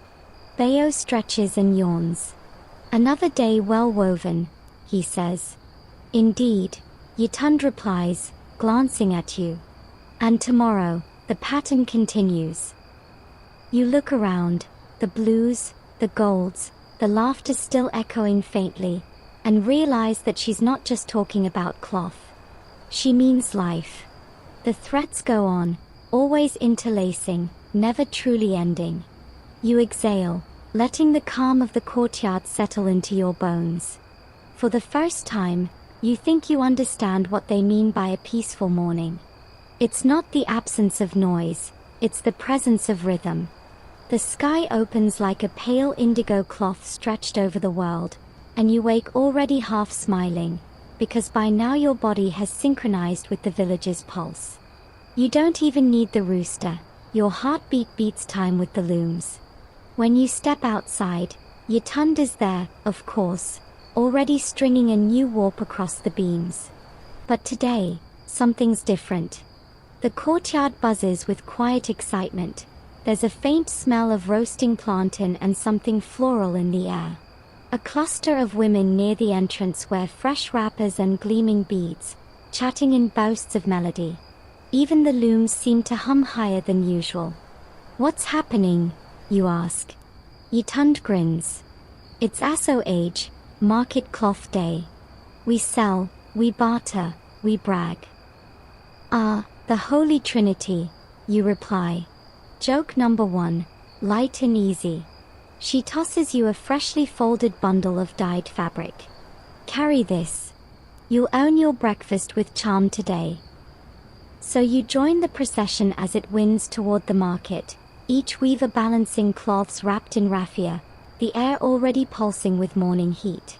The path twists between mud brick houses, their walls patterned with handprints from children who long ago painted them with leftover dye. Everywhere you look, color reigns, bright yellows, fiery reds, and, of course, the deep blues that mark your people's art. The market greets you before you even see it. Laughter, haggling, goats arguing in their own language, the metallic clang of pots. When you step into the square, it's a living kaleidoscope. Fabrics flutter like flags in every direction, catching the breeze and sunlight. You realize the weaver's work doesn't end here, it comes alive here. Yitund sets up her stall beneath a broad mango tree. The morning tells who sells best, she says. The sun is honest, it shines brightest on truth. You help her spread out the cloths, smoothing wrinkles and adjusting the folds. Immediately, a group of women approach, their eyes scanning the weaves like art critics in sandals. They run their fingers along the patterns, murmuring approvals. That one woman says, pointing at your indigo and gold piece. It feels alive. You glance at Yitund, startled. She hides a smile. My apprentice's first breath, she says proudly. The woman nods. Then it will bring its wearer luck. I'll take it. You barely manage a stammered thank you. But she's already paying in cowries, her face serene. Yitund whispers, you see? The cloth has chosen its owner. You watch her walk away, your crooked creation draped over her shoulder. Somehow, it looks perfect on her, imperfections and all. For a while, the morning becomes a blur of color and conversation. Every fabric seems to carry its own personality. Some are bold and demanding, others shy and soft-spoken. Buyers haggle, laugh, tell stories, and move on. You find yourself swept into the rhythm, folding, unfolding, measuring, complimenting strangers like it's a sport. Historians still argue whether Yoruba markets were purely economic or deeply social spaces, whether trade or connection came first. Standing here, there's no doubt, the market is the heartbeat. Trade is just the melody, community is the song. A young man approaches your stall with a mischievous grin. Are you the one who wove this blue thunder? He asks, holding up one of your later, straighter pieces. You nod, half proud, half modest. He leans in. You must teach me. My mother says I'm hopeless at anything involving patience. You laugh. Then weaving will cure you, or destroy you. Joke number 2, received with a grin. He buys the cloth anyway, promising to return for lessons after the next harvest. As the sun climbs, the market shifts tempo. Drummers begin tapping a light rhythm near the well, and dancers weave between stalls. Someone starts frying puff-puff, the smell wafting temptingly through the air. You and Yitund sneak a few minutes break, sitting under the mango tree with fried dough in one hand and cold palm wine in the other. So, she asks, what do you think of your first market morning? You watch the chaos, the color, laughter, motion, and exhale. It's loud peace, you say. She chuckles. That's the best kind. Noise that doesn't bruise. You chew thoughtfully. It's strange, though. Every cloth is like a piece of time, but the moment it leaves, it's reborn somewhere else. Exactly, she says. That's why we never mourn what we sell. A good cloth doesn't leave, it travels. A woman nearby bursts into laughter so infectious that half the market joins in. Children chase a chicken in circles, the poor bird clucking indignantly. The drummers pick up the rhythm, turning the laughter into a beat. Someone begins to sing. The entire market sways like fabric in the wind. You turn to Yitund. You ever notice everything here moves like weaving? Even life. Cross and back, over and under, people and sound. She nods. Yes. The world is just one big loom pretending to be complicated. Joke number 3. Wise and hilarious. Your favorite combination. The afternoon wears on, heat thick as syrup. The blue of the sky deepens, echoing the colors hanging in every direction. By the time the sun begins to tilt west, Yitund's basket is nearly empty, only a few small pieces remain. That's enough, she says, stretching. The market has eaten well. You help her pack up, folding the unsold cloths with care. Do you always sell everything? You ask. Not always, she says. Some pieces wait for the right hands. Cloths are patient. They know who they belong to. You look back one last time at the marketplace. Even as stalls start to close, it feels alive, like a great creature breathing slowly, waiting for tomorrow. On the walk home, the path glows with golden dust. The bundles of remaining cloth rest lightly on your shoulders, carrying the warmth of the day. When you reach the compound, you hang the leftovers to air. The evening wind moves through them, turning the courtyard into a forest of fluttering blues and yellows. Yitund watches them dance. You see? Even at rest, they move. That's how you know they are happy. You stand beside her, listening to the soft rustle of cloth in the wind, the fading sounds of drums from the distance, and the lazy hum of crickets beginning their night songs. The day slows. Shadows stretch long across the ground. You realize that peace doesn't always come from stillness. It sometimes hides in the middle of noise, waiting to be recognized. When Yitund finally speaks again, her voice is almost a whisper. Tomorrow, she says, we weave one last morning cloth together. You nod, feeling something bittersweet stir in your chest. The words sound simple, but they carry the weight of finality. The indigo sky darkens further, swallowing light thread by thread. The looms stand silent now, the market a faint memory in the wind. Tomorrow, the final pattern awaits. The rooster's crow doesn't so much wake you as confirm what your body already knows. It's morning again. The final morning. The one Yitund promised, the last morning cloth. The thought sends a slow, curious calm through you. You stretch, listening to the familiar creak of the loom waiting in the courtyard, the soft shuffle of others beginning their chores. You step outside, and the dawn greets you like a quiet friend. Mist curls over the fields. The air smells of charcoal and wet earth. Yitund is already at the loom, her fingers moving without hesitation. The rhythm is hypnotic. Over, under, pull, breathe. She looks up only when she feels you near. Ready? She asks, voice gentle. You nod. Always. She gestures to a second stool beside her. Then sit. This one we weave together. You take your place, facing the loom that has become as familiar as your own heartbeat.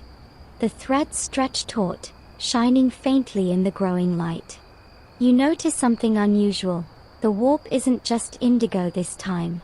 There are strands of white, faint gold, and a rare crimson that seems to glow even in shadow. What's this for? You ask. It's a cloth of return, she says. Aso ebo. It reminds us that every ending loops back to its beginning.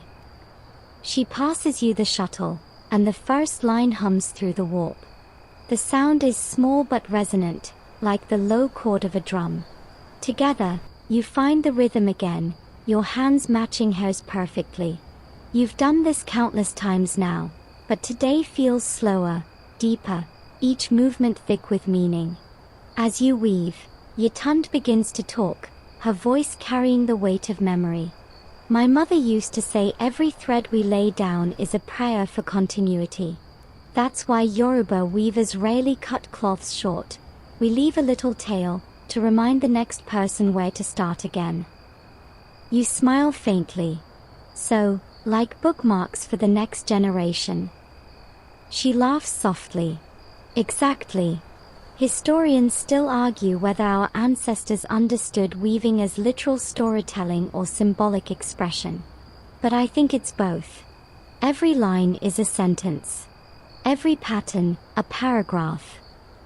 You glance at your progress. The pattern unfurling before you is unlike anything you've made before. Swirls and diamonds layered in subtle gradations of blue, white, and gold. What does it mean? You ask. Yatund leans back, eyes half closed. It's about mornings that teach patience, about how stillness can move faster than time. It's about the peace that hides inside repetition. Her words settle into you like dust in sunlight. You understand her perfectly, though you can't say why. Maybe it's because your own heartbeat is already syncing with the loom's pulse again. Around you, the village begins to stir. Children chase each other with sticks, goats bleat irritably. The aroma of breakfast wafts through the air, yam frying in palm oil, pepper sauce simmering. It's all comfortingly familiar. Bayo passes through the courtyard, yawning exaggeratedly. You two still weaving? The day hasn't even started, and you're already ahead. Yatund smirks. We started before time. He chuckles. Then maybe you can finish before hunger catches you. Joke number 1 of the morning, cheeky and perfectly placed. You shake your head, grinning, but your focus never strays far from the threads. The longer you weave, the more you feel the fabric coming alive beneath your fingers. The tension, the rhythm, the vibration, it's all music. Yatund hums softly, the same circular melody you heard during the cloth blessing ritual. You join in instinctively, your voice low and unsure at first. Soon the song fills the courtyard, floating up through the morning haze. As the cloth grows, its colors shift in subtle waves, like sunrise caught in fabric. The crimson threads catch the light, glowing faintly, while the indigo darkens toward twilight tones. You know, Yatund says, our elders say a finished cloth has a soul. That's why we don't throw them away, even when torn. We mend them, so the spirit can keep breathing. You nod slowly. Like people. Exactly, she says softly. The weaving continues through the morning until the last inch of warp disappears under your combined hands. Yatund ties the threads carefully, her movements deliberate, ceremonial. When she finally lifts the cloth from the loom, the fabric unfurls like a banner of light. It's stunning, soft yet firm, shimmering with color and warmth. You can almost hear it breathe. This, she says, laying it across your lap, is what peace looks like when you give it form. You trace your fingers over the fabric's surface. The threads feel warm, alive. It's beautiful, you whisper. It's ours, Yatund replies. A long silence follows, but it's a full silence, alive, humming with every sound the world makes when it's content. Finally, Yatund folds the cloth neatly and hands it to you. Keep it, she says. It will remind you that stillness is not the absence of motion, it's motion perfected. You accept it with both hands, feeling its weight and warmth. Somewhere deep inside, something loosens, a knot you hadn't realized was there. As the sun rises higher, light spills over the courtyard, catching the edges of everything, threads, beams, dust motes, faces. It feels like the world itself is exhaling. You sit together for a while longer, watching the breeze move through the hanging cloths. No one speaks. There's no need. The looms stand silent but not asleep. Their wooden frames hold echoes of thousands of mornings like this one. You imagine all the hands that have worked them, all the breaths, all the prayers. And in that moment, you realize that weaving is not just craft or history, it's continuity.